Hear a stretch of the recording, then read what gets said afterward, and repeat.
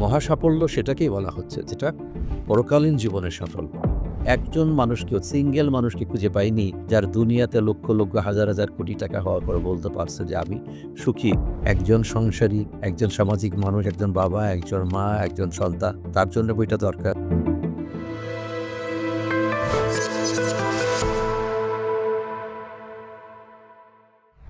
Fawzan আজিব লিখতে যে বইটাকে আমি ৩টা ভাগে ভাগ করেছি।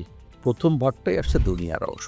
দুনিয়ার অংশে আমি, আমার পরিবার বা আমরা যারা, আমাদের ব্যক্তি এবং ব্যক্তির পরিবার সমাজ নিয়ে একটা অংশ। সেকেন্ড অংশে আসছে ব্যক্তি কী করবে, তার পড়াশোনার জীবন অথবা প্রাথমিক জীবনের শেষেই কিন্তু সে চলে যায় তার পেশা জীবনে। পেশা জীবনের ভিতরে চাকরি অথবা ব্যবসা আর অথবা ঘর গৃহস্থালী, সংসার, কৃষিকাজ থেকে শুরু করে অনেক কিছুই। অ্যান্ড থার্ড অংশ আছে বইটাতে আধ্যাত্মিকতা বা স্পিরিচুয়াল জায়গাটা। একজন ছাত্রজীবী, তার জন্য বইটা দরকার।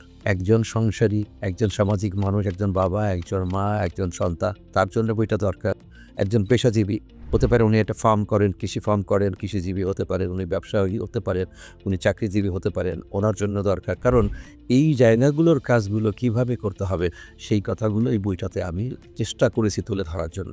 অ্যান্ড ফাইনালি আমাদের 24 ঘন্টার কাজের মধ্যে তো সবসময় আমরা তসবিহ তাহলিল নিয়ে, জায়নামাজ নিয়ে মসজিদে পড়ে থাকি না। 24 ঘন্টা একটা নির্দিষ্ট সময় আমরা ইবাদত বন্দেগীর মধ্যে থাকি।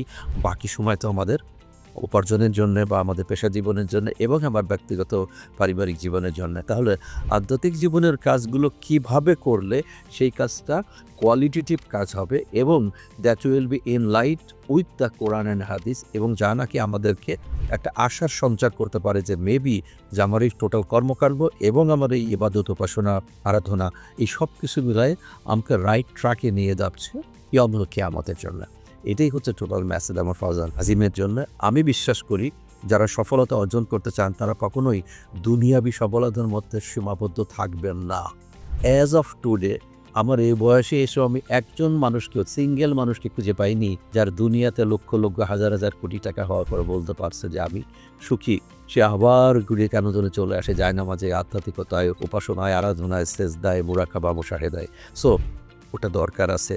হয়তো রক্তের গরমে, পয়সার গরমে, ক্ষমতার গরমে মনে হচ্ছে ওসব কিচ্ছু আমার দরকার নেই।